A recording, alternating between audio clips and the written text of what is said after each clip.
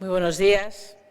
Durante las reuniones de Junta de Portavoces y de la Mesa del Senado hemos analizado los temas que serán objeto del Pleno de la próxima semana. Anticiparles que en este Pleno no estará presente el presidente del Gobierno en la parte de control porque tiene un viaje en el que acompaña al rey, Felipe VI,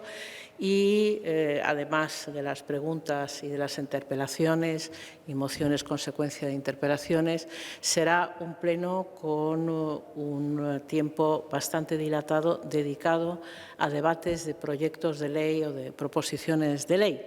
y que seguramente terminará muy tarde el propio miércoles. Dentro de los temas que son objeto de debate en la parte legislativa, recordarles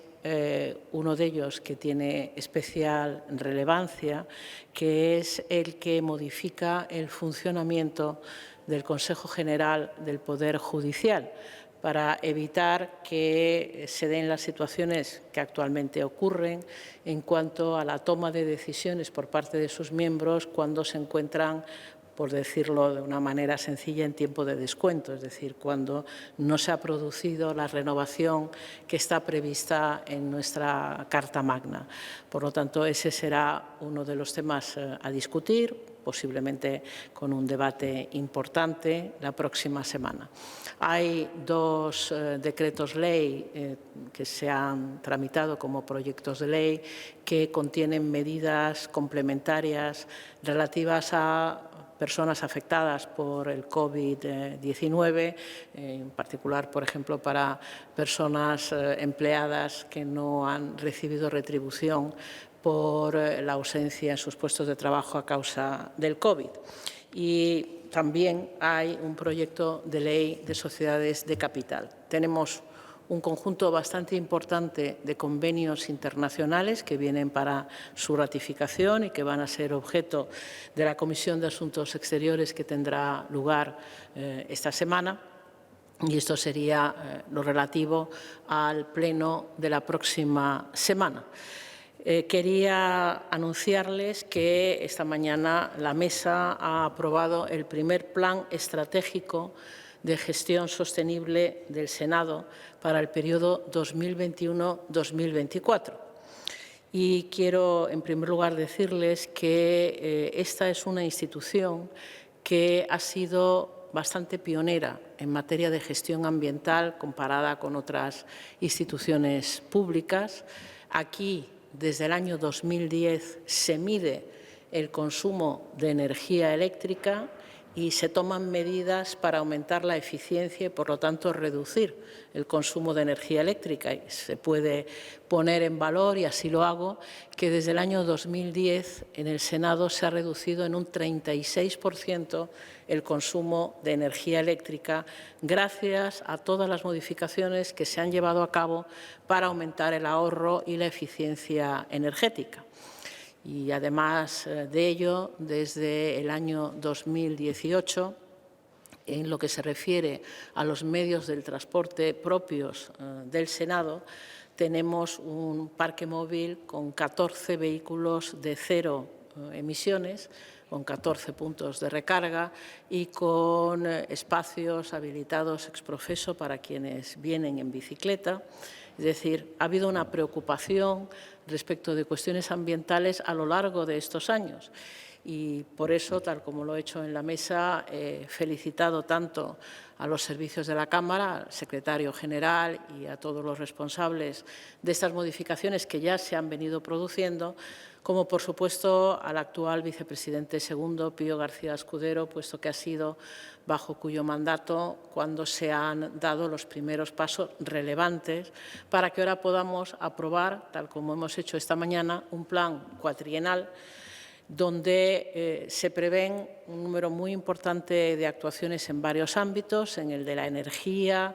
en el de las emisiones a la atmósfera, en la gestión del agua, en la gestión de materiales y de residuos, en la calidad del ambiente interior de la Cámara y también en cuanto a los transportes. Para cada una de esas cuestiones hay objetivos, hay indicadores previstos. Puedo decirles que contaremos con el asesoramiento del Gobierno y, en particular, del IDAE, del Instituto para la Diversificación y el Ahorro Energético, para poder llegar a colocar placas fotovoltaicas que generen electricidad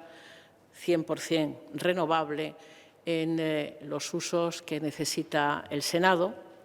y también se analizará la posibilidad de sustituir para la producción de agua caliente sanitaria las actuales calderas de gas por calderas alimentadas por biomasa.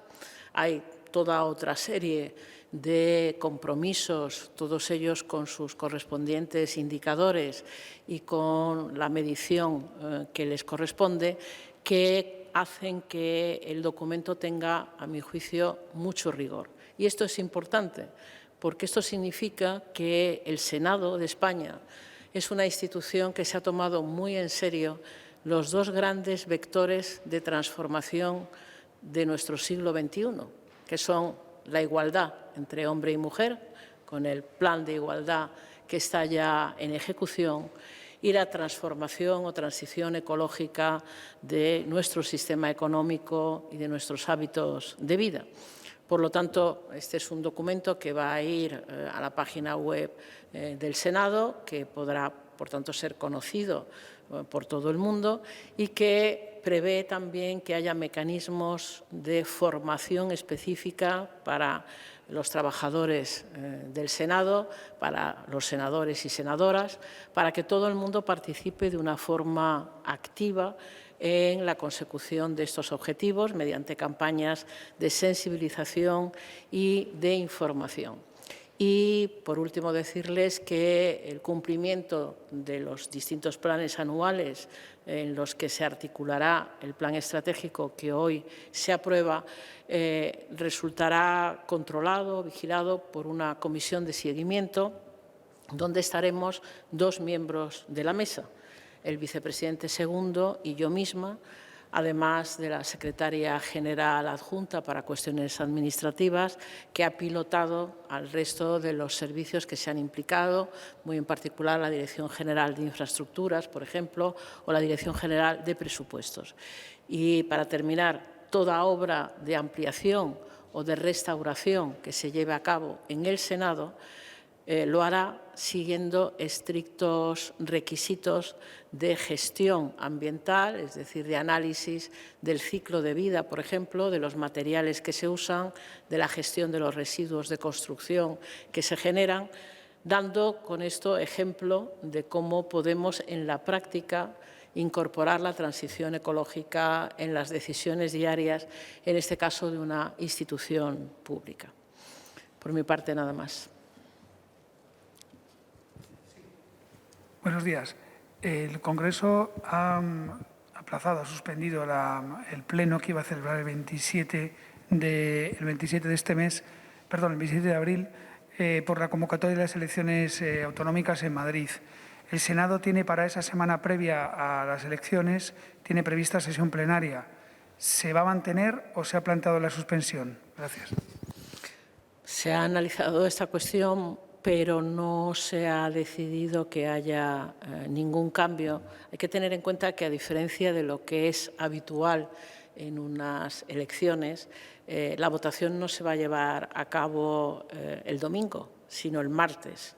Y hay, por lo tanto, un margen de días en lo que se refiere, por ejemplo, a actividades de campaña que puedan ser desarrolladas por algunos de los senadores o senadoras, que nos permiten mantener la semana previa las fechas que teníamos ya previstas para la realización del Pleno. Por lo que se refiere, si me permiten, a cómo avanza el proceso de selección de los miembros del Consejo de Administración de Radio Televisión Española, Durante esta semana están teniendo lugar las correspondientes sesiones de la Comisión de Nombramientos, que la mayoría de los días está presidida por la presidenta del Senado. En otros momentos, el vicepresidente segundo, yo misma, estamos actuando como presidentes de hecho. Puedo decirles que en este momento, de los casi 90 candidatos que se habían presentado al concurso y habían pasado por el Congreso, tenemos 67 que parece que van a cumplir con su presencia y su presentación aquí en el Senado, y que está previsto para la próxima semana que el jueves, día 25, el Congreso de los Diputados ratifique el nombramiento de los miembros del Consejo de Administración de Radio Televisión Española, los elegidos en el Senado y los que creemos que estaremos en condiciones de elegir precisamente en el pleno de la próxima semana, que este era un punto que antes se me había olvidado mencionar, pero que es bastante importante, que culminemos un proceso que se ha dilatado mucho en el tiempo y que todo parece indicar que estaremos en condiciones de hacerlo durante la celebración de nuestro próximo pleno. Con ello, sería el Congreso quien ya cerraría la designación de los miembros y, a partir de ahí, el nombramiento del nuevo presidente o presidenta del ente público.